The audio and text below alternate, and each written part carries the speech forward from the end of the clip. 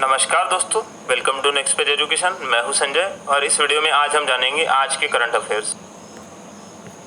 प्राचीन भाषा को बढ़ावा देने और लोकप्रिय बनाने के लिए 19 अगस्त से 25 अगस्त के बीच संस्कृत सप्ताह मनाया जाता है। इस आयोजन की शुरुआत में प्रधानमंत्री नरेंद्र मोदी ने सभी के संस्कृत भाषा सीखने और बढ़ावा देने का आग्रह किया। विश्व संस्कृत दिवस यह एक वार्षिक कार्यक्रम है जो प्राचीन भारतीय भाषा संस्कृत पर केंद्रित है। यह दिन संस्कृत के पुनरुद्धार और रखरखाव को बढ़ावा देने के उद्देश्य से मनाया जाता है। हर साल यह दिन हिंदू कैलेंडर में श्रावण महीने की पूर्णिमा के दिन श्रावण पूर्णिमा को मनाया जाता है।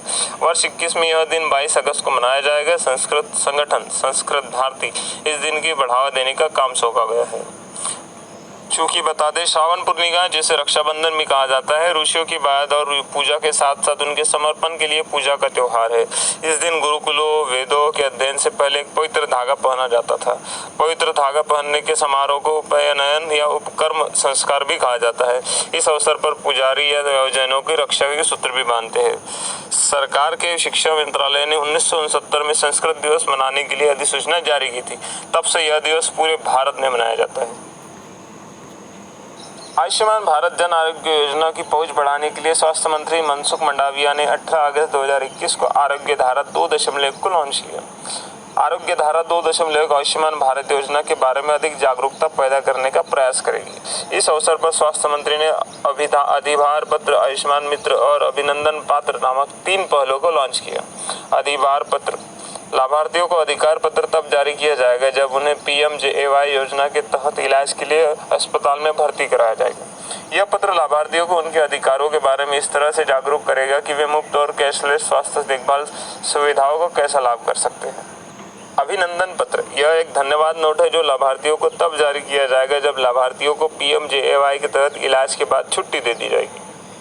आयुष्मान मित्र: यह नागरिक को PMJAY योजना के तहत सत्यापित होने के लिए पात्र लाभार्थियों को प्रेरित करने में भाग लेने के लिए प्रोत्साहित करने के लिए शुरुआत की गई एक पहल है।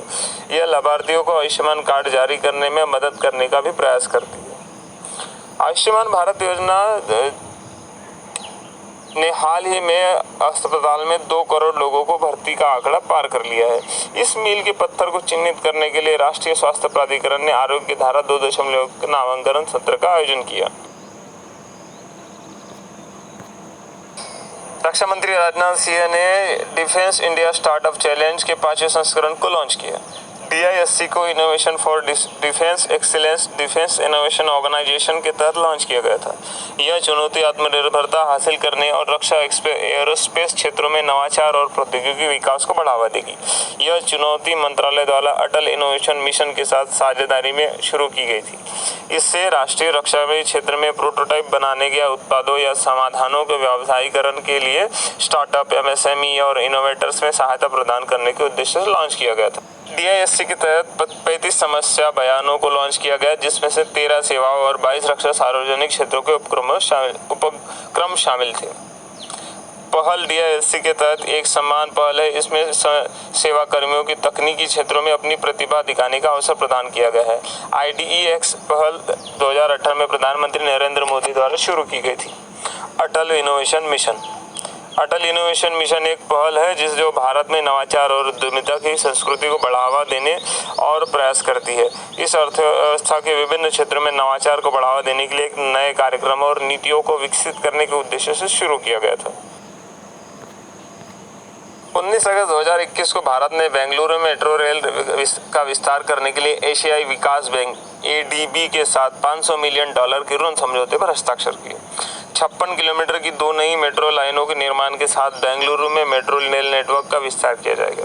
बेंगलुरु मेट्रो रेल परियोजना के लिए एक समझौते पर हस्ताक्षर करने वालों में शामिल है रजत कुमार मिश्रा, आर्थिक मामलों के विभाग के अतिरिक्त सचिव, और ADB के इंडिया रेजिडेंट मिशन के कंट्री डायरेक्टर ताकेओ कोनिशी। विस्तारित मेट्रो रेल नेटवर्क परियोजना में 2 नई मेट्रो लाइनों का निर्माण शामिल होगा। यह ज्यादातर बाहरी रिंग रोड और राष्ट्रीय राजमार्गों के 44 के साथ सेंट्रल मिल्क रोड और कैंपेगौड़ा राष्ट्रीय हवाई अड्डे में जोड़ के बीच 30 स्टेशनों से युक्त होगा। यह परियोजना शहर के क्षेत्र को यातायात कम करने और हवाई अड्डों पर निर्बाध कनेक्टिविटी प्रदान करने की मदद करेगी। इस परियोजना का महत्व इसलिए भी है क्योंकि यह परियोजना परंपरागत उन्मुख विकास, शहरी सार्वजनिक परिवहन और बहु मॉडल एकीकरण के साथ अवधारणाओं के साथ शहर विकास का समर्थन करती है और इसे और अधिक रहने और टिकाऊ शहर बनाने के लिए बेंगलुरु के शहरी परिवर्तन का समर्थन करती है। कि अंतरिक्ष एजेंसी नासा ने औरंगाबाद की 14 वर्षीय दीक्षा शिंदे को फेलोशिप के वर्चुअल पैनल में पैनलिस्ट के रूप में चुना है। दीक्षा शिंदे ने ब्लैक होल पर एक सिद्धांत लिखा है, इसे नासा में पसंद किया गया है और स्वीकार किया गया है। वे लाइव इन ब्लैक होल पर उनका शोध पत्र मई 2021 में international journal of science and engineering research द्वारा स्वीकार किया गया था। उन्होंने इंटरनेशनल एस्ट्रोनॉमिकल रिसर्च कोलैबोरेशन द्वारा आयोजित अनुसंधान प्रतियोगिता भी जीती है।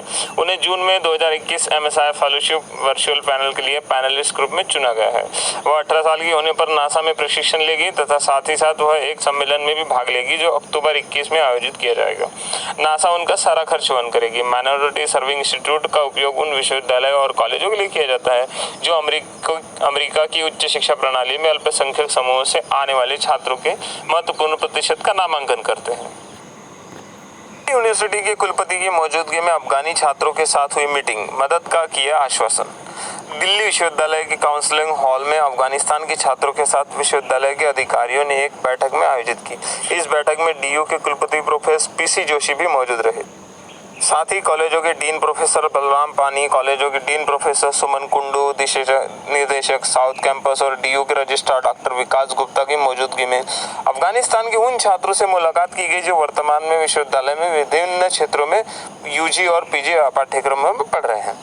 अफगानिस्तान के छात्रों ने अपने देश की मौजूदा स्थिति के बारे में बात करते हुए बताया है कि उनकी चिंताओं को जाहिर किया है और साथ ही साथ दुखों को साझा किया और बताया कि विश्वविद्यालय के अधिकारियों ने उनकी समस्याओं को धैर्यपूर्वक सुना, जिसमें वीजा विस्तार, ICCR, छात्रवृत्ति, छात्रावास, आवास, वित्तीय समस्याएं आदि भी शामिल थे।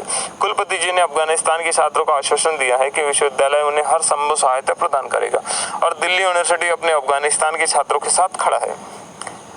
बता दें कि मानसिक दबाव झेल रहे हैं छात्र, काफी सारे छात्र झेल रहे हैं मानसिक दबाव।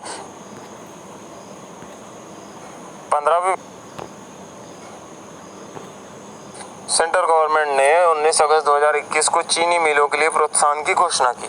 नए 21-22 सीजन में चीनी का निर्यात करने वाले और एथेनॉल बनाने के लिए कमोडिटी को डाइवर्ट करने वालों को अतिरिक्त घरेलू बिक्री कोटा के रूप में प्रोत्साहन प्रदान किया। चीनी मिलों को भी सलाह दी गई कि वे चीनी की वैश्विक कीमतों का लाभ उठाएं और नए सीजन में पहले ही कच्ची चीनी के निर्यात को सीमा बनाएं। भारत निर्यात सब्सिडी क्यों दे रहा है? भारत विश्व का दूसरा सबसे बड़ा चीनी उत्पादक देश है।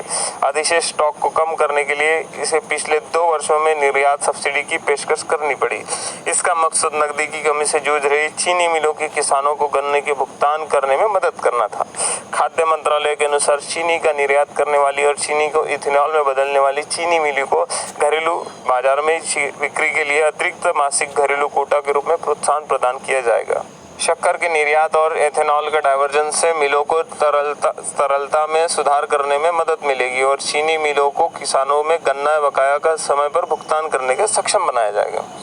वैश्विक चीनी कीमतें पिछले 1 महीने में चीनी के वैश्विक दाम बढ़े हैं। नतीजतन भारतीय कच्ची चीनी की भी भारी मांग है। इस प्रकार सरकार ने घरेलू चीनी मिलों को और बढ़ने और नए उत्पादन के लिए कहा है। साथ ही चीनी मिलों को नए सत्र में निर्यात करने के लिए कच्ची चीनी को उत्पादन को योजना में बनाने को कहा है। मंत्रालय ने चीनी की उच्च अंतर्राष्ट्रीय कीमतों और वैश्विक घाटे का लाभ उठाने के लिए मिलों से आयातकों के साथ फॉरवर्ड कॉन्ट्रैक्ट पर हस्ताक्षर करने का भी आग्रह किया है। 15वें वित्त आयोग के अध्यक्ष NK सिंह को आर्थिक विकास संस्थान institute of economic growth IEG society के लिए अध्यक्ष के रूप में चुना गया है। उन्होंने पूर्व प्रधानमंत्री मनमोहन सिंह का स्थान लिया है जो 1992 के IEG के अध्यक्ष थे। डॉक्टर मनमोहन सिंह ने IEG की आम सभा में विचार के लिए उनके नाम की सिफारिश की थी। डॉक्टर मनमोहन सिंह ने स्वास्थ्य संबंधी चिंताओं के कारण इस पद से इस्तीफा दे दिया। आर्थिक विकास संस्थान इंस्टीट्यूट ऑफ इकोनॉमिक ग्रोथ यह एक स्वायत्त बहुविषयक केंद्र है जिसका उपयोग उन्नत संसाधनों और प्रशिक्षण के लिए किया जाता है। यह 1952 में BKRV राव के द्वारा स्थापित किया गया था। यह दिल्ली विश्वविद्यालय की यूनिवर्सिटी के एक एक्सलेव में स्थित है। IEG का शोध आर्थिक विकास संशोधन में आईईजी का 9 व्यापक वर्गों में वर्गीकरण किया गया है। इसमें मुख्यतः है कृषि और ग्रामीण विकास, पर्यावरण और संसाधन अर्थशास्त्र, वैश्वीकरण और व्यापार, उद्योग, श्रम और कल्याण, मैक्रो आर्थिक नीति, जनसंख्या और विकास, स्वास्थ्य बीमा, सामाजिक परिवर्तन और सामाजिक संरचना, आईईजी द्वारा प्रशिक्षण कार्यक्रम। आईईजी आर्थिक सेवा के प्रशिक्षु अधिकारियों के साथ साथ भारतीय सांख्यिकी सेवा, नाबार्ड के अधिकारियों और विश्वविद्यालय के शिक्षकों के लिए भी कुछ सामयिक पाठ्यक्रम नियमित प्रशिक्षण कार्यक्रम आयोजित करता है। नंद कुमार सिंह यह एक अर्थशास्त्री भारतीय एनकेसी है। यह अर्थशास्त्री, भारतीय राजनीतिज्ञ और भारतीय प्रशासनिक सेवा के पूर्व अधिकारी है। 2000 सेवा से वह भारतीय जनता पार्टी के वरिष्ठ सदस्य हैं। उन्होंने जनता दल यूनाइटेड के लिए बिहार से 8 के 14 के बीच राज्यसभा में संसद सदस्य के रूप में भी कार्य किया है। वे योजना आयोग के सदस्य भी रह चुके हैं। उन्हें 17 में 15वें वित्त आयोग के अध्यक्ष के रूप में नियुक्त किया गया था। रामसर सूची में भारत से 4 और आर्द्रभूमि जोड़ी गई है, जिसमें रामसर सम्मेलन, रामसर कन्वेंशन के अनुसार वैश्विक महत्व और आर्द्रभूमि के रूप में चिन्हित किए गए हैं। फाइनेंस मिनिस्टर निर्मला सीतारमण ने 21 अगस्त 2021 को एक महत्वाकांक्षी उभरते सितारे फंड लॉन्च करेगी, जिसे निर्यात सन्मुख फर्मों, एक्सपोर्ट ओरिएंटेड फर्म्स और स्टार्टअप के लिए लॉन्च किया जाएगा। एक्सिम बैंक और सिडबी बैंक द्वारा संयुक्त रूप से उभरते सितारे फंड की स्थापना की गई है। इसे लखनऊ में लॉन्च किया जाएगा। वित्त मंत्री export from UP trends, opportunities and policy perspective पर इंडिया एक्सिम के बैंक के अध्ययन को भी लॉन्च करेगी। इस अवसर पर इंडिया एक्सिम बैंक का Indian sports goods industry strategic for scrapping and export potential पर प्रकाशन भी लॉन्च किया जाएगा। वित्त मंत्री ने 2020 में अपने बजट भाषण में उल्लेख किया था कि अर्थव्यवस्था के पहियों को गतिमान रखने के लिए एमएसएमई महत्वपूर्ण है। एमएसएमई को रोजगार सृजित करते हैं, नवाचार करते हैं और वे जोखिम लेने वाले रूप में भी कार्य करते हैं। इसी क्रम में इंडिया एक्सिम बैंक का उभरते सितारे कार्यक्रम यूएसपी उन भारतीय कंपनियों की पहचान करेगा जो वैश्विक मांगों को पूरा करते हुए घरेलू क्षेत्र में भविष्य के चैंपियन बनने की क्षमता रखती है। उभरते सितारे, अनफ्रेड सितारे, यह निर्यात क्षमता के साथ साथ प्रौद्योगिकी उत्पादों या प्रक्रियाओं के साथ संबंध संभावित लाभ रखने वाले भारतीय उद्यमों की पहचान करेगा। एक्सिम बैंक और सिडबी बैंक ने यूपी में ऑटो कंपोनेंट, फार्मा, कृषि, इंजीनियरिंग, समाधान और सॉफ्टवेयर जैसे क्षेत्रों में 100 से अधिक संभावित कंपनियों की एक पाइपलाइन विकसित की है। भारतीय नौसेना और रॉयल ऑस्ट्रेलियाई नौसेना ने 18 अगस्त 2021 को joint guidance for the Australia India navy to navy relationship दस्तावेज पर हस्ताक्षर किए। दस्तावेज पर हस्ताक्षर समारोह वर्चुअली भारतीय नौसेना के नौसेनाध्यक्ष एडमिरल करमवीर सिंह और ऑस्ट्रेलियाई नौसेना के नौसेना प्रमुख vice admiral Michael J Noonan के बीच आयोजित किया गया था। यह दस्तावेज 2020 में कॉम्प्रिहेंसिव स्ट्रेटेजिक पार्टनरशिप के अनुरूप है। क्षेत्रीय और वैश्विक सुरक्षा चुनौतियों के लिए साझा दृष्टिकोण को सुनिश्चित करने के उद्देश्य से प्रधानमंत्री द्वारा 2020 की व्यापक राजनीतिक साझेदारी पर सहमति व्यक्त की गई थी। संयुक्त मार्गदर्शन दस्तावेज, जॉइंट गाइडेंस डॉक्यूमेंट, द्विपक्षीय या बहुपक्षीय रूप से एक साथ काम करने के लिए दोनों नौसेनाओं को दृढ़ संकल्प को प्रदर्शित करने के लिए संयुक्त मार्गदर्शन एवं दिशा निर्देश दस्तावेज के रूप में कार्य करेगा। आपको बता दें कि इस दस्तावेज का व्यापक दायरा आपसी समझ विकसित करने, क्षेत्रीय सुरक्षा के लिए सहयोग करने, पारस्परिक रूप से लाभकारी गतिविधियों में सहयोग करने और अंतःक्रियाशीलता विकसित करने पर केंद्रित है। यह मुख्य रूप से Indian ocean naval symposium, IONS, Indian ocean rim association, IORA, western pacific naval symposium, WPNS और विशेषज्ञ कार्य समूह जैसे क्षेत्रीय और बहुपक्षीय मंचों में घनिष्ठ सहयोग पर प्रकाश डालता है। यह हिंद प्रशांत क्षेत्र में शांति, सुरक्षा, स्थिरता और समृद्धि को बढ़ावा देने के लिए साझा प्रतिबद्धता को मजबूत करने में मदद करेगा। भारत और ऑस्ट्रेलिया के बीच रक्षा संबंध पिछले कुछ वर्षों में दोनों देशों के बीच द्विपक्षीय रक्षा संबंध में मजबूत हुए हैं। संबंधों में महत्वपूर्ण मील के पत्थर के रूप में व्यापक रणनीतिक साझेदारी महत्वपूर्ण है। त्रिपक्षीय समुद्री सुरक्षा कार्यशाला का आयोजन, पारस्परिक लॉजिस्टिक सहायता समझौता और अभ्यास मालाबार में रैम भागीदारी भी शामिल है। DRDO ने भारतीय वायुसेना के लड़ाकू जेट को दुश्मन मिसाइलों से बचाने के उद्देश्य से एक एडवांस चैप टेक्नोलॉजी विकसित की है। इस एडवांस चैप टेक्नोलॉजी का उपयोग दुश्मन की रडार निर्देशित मिसाइलों को विचलित करने के लिए किया जाएगा। भारतीय वायुसेना ने अपना सफल परीक्षण पूरा करने के बाद इस नई तकनीक को शामिल करने की प्रक्रिया शुरू कर दी है। बड़ी मात्रा में इसका उत्पादन करने के लिए अब इस प्रौद्योगिकी को उद्योग में स्थानांतरित कर दिया गया है। इस विकास की सराहना की जा रही है क्योंकि इसने भारत सरकार के आत्मनिर्भर भारत योजना की पहल को मजबूत किया है। इस तकनीक का विकास किसने किया? Advance chip technology of science cottage 118/1 को 2 DRDO प्रयोगशाला, जोधपुर की प्रयोगशाला और पुणे की ऊर्जा सामग्री अनुसंधान प्रयोगशाला द्वारा विकसित किया गया था। यह भारतीय वायुसेना की गुणात्मक आवश्यकताओं का अनुसंधान है। चैप क्या है? चैप एक इलेक्ट्रॉनिक काउंटर मेजर तकनीक है जिसका उपयोग दुनिया भर की सेनाओं द्वारा लड़ाकू जेट नौसेना के जहाजों जैसे उच्च मूल्य के लक्ष्यों को रडार से बचाने के लिए किया जाता है। नेवी और वियतनाम के पीपल्स नेवी दोनों देशों के बीच समुद्री सहयोग के हिस्से के रूप में दक्षिण चीन सागर में युद्ध अभ्यास आयोजित किया। इस अभ्यास में भारत की ओर से INS रणविजय और INS कोरा ने भाग लिया, जबकि वियतनाम से फ्रिगेट VPNS ली थाई तो HQ-012 ने भाग लिया। भारतीय नौसेना के जहाज बंदरगाह शरण के लिए वियतनाम के कैम रेन पहुंचे। यह द्विपक्षीय सैन्य अभ्यास दोनों नौसेनाओं द्वारा साझा किए गए संबंधों को मजबूत करने के उद्देश्य से आयोजित किया गया था। यह भारत वियतनाम रक्षा संबंधों को मजबूत करने की दिशा में एक कदम है। आपको बता दें, समुद्री चरण में सतही युद्ध अभ्यास, हेलीकॉप्टर संचालन और हथियार फायरिंग अभ्यास भी शामिल थे। भारत और वियतनाम के बीच रक्षा संबंध काफी दिनों से विकसित हो रहे हैं, जिसमें दोनों नौसेनाओं के बीच नियमित द्विपक्षीय इंटरेक्शन और उनके अंतर संचालनीयता, इंटरऑपरेबिलिटी और अनुकूलन क्षमता एडेप्टेबिलिटी को बढ़ाया है। दोनों देशों के बीच संबंध मजबूत हो रहे हैं और दोनों देशों ने पिछले कुछ वर्षों में दोनों नौसेनाओं के बीच सहयोग को भी मजबूत किया है। INS रणविजय के बारे में बताते हैं। INS रणविजय एक निर्देशित मिसाइल डिस्ट्रॉयर है। यह एक राजपूत वर्ग का नवीनतम INS है। इसे 21 दिसंबर 1987 को कमीशन किया गया था। यह कई हथियारों और सेंसर से लैस है, जिसमें सतह से सतह पर मार करने वाली मिसाइलें, हवा में मार करने वाली तथा मिसाइलें और बंदूकें, पनडुब्बी रोधी रॉकेट और भारी वजन वाले टॉर्पीडो भी शामिल है। यह कॉमेव 28 नामक पनडुब्बी रोधी हेलीकॉप्टर को ले जाने में भी सक्षम है। साथ ही साथ INS कोरा के बारे में बताते हैं, जिसमें कोरा क्लास मिसाइल कॉर्वेट का एक प्रमुख जहाज है। यह सतह से सतह पर मार करने वाली मिसाइलों के साथ साथ हवा में मार कर ब्रिक्स देशों ने अफ्रीकी रिमोट सेंसिंग उपग्रह डेटा साझाकरण में सहयोग के लिए एक समझौते पर हस्ताक्षर किए।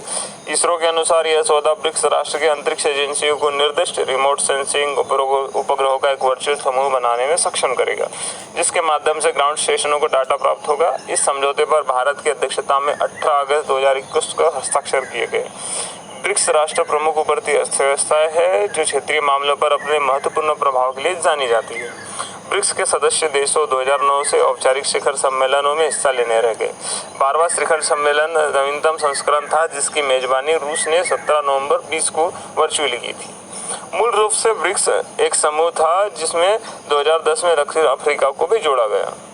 ब्रिक्स राष्ट्रों का कुल क्षेत्रफल 39,74,06,220 वर्ग किलोमीटर है, जिसकी अनुमानित जनसंख्या 3.21 बिलियन है।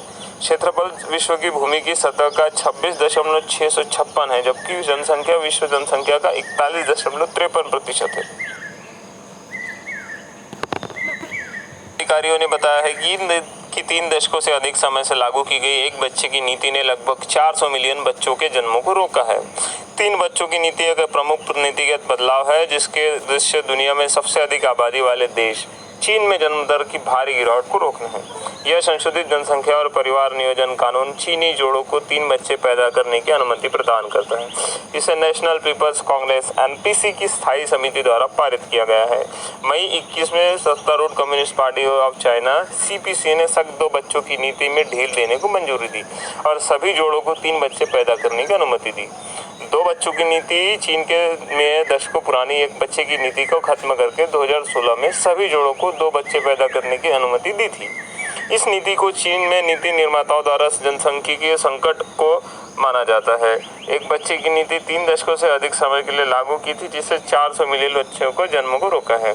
3 बच्चों की नीति को मंजूरी इसलिए मिली है क्योंकि जनगणना के आंकड़ों के बाद लिया गया फैसला यह दिखाता है कि चीन में जनसंख्या सबसे धीमी गति से बढ़कर 1.412 बिलियन हो गई है। यह जनगणना के आंकड़ों के अनुसार सांख्यिकीय संकट गहराने की उम्मीद है क्योंकि 60 साल के ऊपर के लोगों की आबादी 18.7% से बढ़कर 264 मिलियन हो गई है।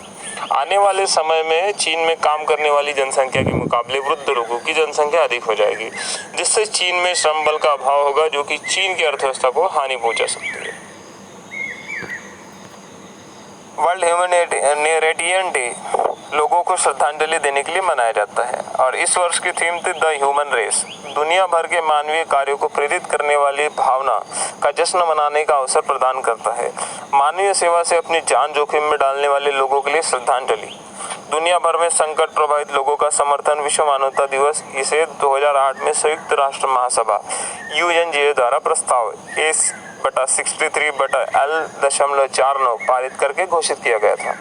इसे स्वीडन द्वारा प्रायोजित किया गया था और UNGA द्वारा पारित किया गया था। 2009 के बाद से मानवीय सहायता कर्मियों की सुरक्षा सुनिश्चित करने और संकट से प्रभावित लोगों की भलाई, अस्तित्व और सम्मान के लिए दुनिया भर में मानवीय समुदाय द्वारा प्रतिवर्ष इस दिवस को मनाया जाता है। अब आप पूछोगे 19 अगस्त की क्यों? तो 19 अगस्त इसलिए क्योंकि इस दिन इराक में महासचिव के तत्कालिक विशेष प्रतिनिधि सर्जियो विएरा की डी मेलो और उनके 21 सहयोगी मृत्यु का प्रतीक है, जो 19 अगस्त 2003 को इराक के बगदाद में बमबारी से मारे गए थे। प्रधानमंत्री नरेंद्र मोदी की अध्यक्षता में केंद्रीय मंत्रिमंडल ने भारत और बांग्लादेश के बीच आपदा प्रबंधन समझौता MOU को मंजूरी दी है, जिस पर मार्च 21 में हस्ताक्षर किए गए थे।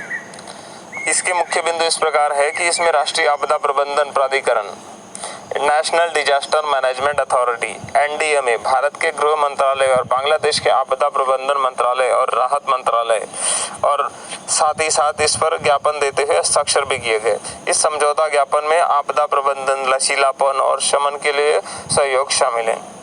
इसके क्या लाभ है? इसके लाभ इस प्रकार है कि एक ऐसी प्रणाली स्थापित करने के लिए इसे बनाया गया है जिसमें भारत और बांग्लादेश दोनों एक दूसरे के आपदा प्रबंधन तंत्र से प्रभावित हो गए। यह MOU आपदा प्रबंधन के क्षेत्र में तैयारियों, प्रतिक्रियाओं, क्षमताओं, निर्माणकर्ताओं को मजबूत करने में मदद करेगा। MOU की क्या क्या विशेषताएं हैं? MOU के वैसे तो देखे जाए तो यह बड़े पैमाने पर आपदा, प्राकृतिक या मानव प्रेरित के समय पारस्परिक समर्थन प्रदान करता है। जो उनके संबंधित क्षेत्रों के भीतर होगा वे राष्ट्रीय राहत और साथ ही साथ प्रतिक्रिया, पुनर्निर्मित और रिकवरी क्षेत्र में एक दूसरे को मदद करेगी। यह प्रासंगिक जानकारी, रिमोट सेंसिंग डेटा और वैज्ञानिक डेटा के आदान प्रदान के लिए भी महत्वपूर्ण है। साथ ही साथ इसमें लचीलापन सुनिश्चित करने के लिए आपदा प्रतिक्रिया, रिकवरी, शमन, क्षमता, निर्माण के अनुभव, सर्वोत्तम प्रथाओं को साझा करने की व्यवस्था है। इसके अंतर्गत पारंपरिक चेतावनी प्रणाली, प्रतिक्रिया और शमन, रिमोट सेंसिंग और नेविगेशन सेवाओं, आपदा तैयारी और वास्तविक समय डेटा साझा करने पर भी सहयोग की व्यवस्था है। यह समझौता ज्ञापन द्विपक्षीय रूप से संयुक्त आपदा प्रबंधन अभ्यास आयोजित करने का प्रयास करता है। इसमें आपदा प्रतिरोधी समुदायों को बनाने के लिए मानकों, नवीनतम तकनीकों और साथ ही साथ उपकरणों को साझा करने के लिए भी तंत्र स्थापित किया गया। यह आपदा प्रबंधन पर दिशा निर्देशों के रूप में प्रकाशनों और सामग्रियों का आदान प्रदान भी प्रदान करता है। तालिबान के कार्यभार संभालते ही अफगानिस्तान के संकट के बीच विदेश मंत्री एस जयशंकर ने अमेरिकी विदेश मंत्री एंटनी ब्लिंकन से एक फोन कॉल पर युद्धग्रस्त देश में चल रहे संकट पर चर्चा की। तालिबान के अधिग्रहण के बाद दोनों देशों के राजनयिकों ने दूसरी फोन कॉल पर बात की। अमेरिकी विदेश विभाग के अनुसार भारत और अमेरिका दोनों अफगानिस्तान के समन्वय पर जारी रखने पर सहमत हैं। ब्लिंकन और जयशंकर के बीच यह मुलाकात ऐसे समय हुई है जब भारत और अमेरिका समेत दुनिया भर के कई देश अपने नागरिकों को अफगानिस्तान से निकालने में जुटे हैं। गुजरात के सोमनाथ में PM मोदी द्वारा परियोजनाओं का उद्घाटन किया गया, जिसमें सोमनाथ सैरागृह, सोमनाथ प्रदर्शनी केंद्र और साथ ही साथ पुराने जूना सोमनाथ के मंदिर का पुनर्निर्माण भी शामिल है। इसमें उन्होंने मुख्य रूप से सोमनाथ सैरागृह, PMO की विज्ञप्ति के अनुसार सोमनाथ प्रोमेनेड को प्रसाद, तीर्थ यात्रा, कायाकल्प और आध्यात्मिक विरासत समर्थन अभियान योजना के तहत रुपए की लागत से विकसित किया है, जिसमें मुख्य रूप से 47 करोड़ शामिल है। कथित तौर पर यह मंदिर के पीछे 1 किलोमीटर लंबी सैरागृह समुद्र दर्शन होगी, जिसमें आध्यात्मिक चित्रों, रंगीन शैली और साथ ही साथ रंगीन रोशनी और बेंचों को सजाया जाएगा। पर्यटक अरब सागर की खूबसूरती को निहार सकेंगे। सोमनाथ प्रदर्शनी केंद्र को पर्यटन सुविधा केंद्र के परिसर में विकसित किया गया है। यह पुराने सोमनाथ मंदिर को खंडित हिस्सों और पुराने सोमनाथ की नागर शैली में मंदिर वास्तुकला वाली मूर्तियों को प्रदर्शित करेगा। प्रदर्शनी केंद्र का निर्माण करोड़ों रुपए की लागत से किया गया है। नंबर 3 पर है पुराने जूना सोमनाथ मंदिर के परिसर का पुनर्निर्माण। प्रधानमंत्री मोदी ने जूना सोमनाथ के पुनर्निर्माण मंदिर में उद्घाटन करेंगे। साथ ही पुनर्निर्माण में श्री सोमनाथ ट्रस्ट द्वारा 3.5 करोड़ रुपए की कुल परिव्यय के साथ पूरा किया जाएगा। मंदिर को अहिल्याबाई ट्रस्ट के रूप में भी जाना जाता है, क्योंकि इसे इंदौर की रानी अहिल्याबाई द्वारा विकसित किया गया था, जब तक उन्हें यह पता चले कि पुराना मंदिर खंडहर में है। तीर्थ यात्रियों की सुरक्षा के लिए और एक संवर्धित क्षमता के साथ पुराने मंदिर में परिसर में एक ऐतिहासिक रूप से पुनर्निर्माण किया गया है। ब्रिटिश शासन से मुक्ति के साथ ही भारत का विभाजन हुआ था और पाकिस्तान अस्तित्व में आया था। धर्म के आधार पर भारत के विभाजन के पश्चात बड़े पैमाने पर हिंसा की घटनाएं हुई, जिसके कारण लाखों लोगों को विस्थापित होना पड़ा और असंख्य लोग हिंसा में मारे गए थे। उन लोगों के संघर्ष और बलिदान को याद करने के लिए 14 अगस्त को विभाजन विभीषिका स्मृति दिवस के तौर पर मनाने का निर्णय लिया गया है। जानकारी अच्छी लगी हो तो वीडियो को लाइक और शेयर करें, चैनल को सब्सक्राइब करें। हम ऐसे ही रोचक जानकारी आपके लिए लाते रहेंगे। Thank you for watching.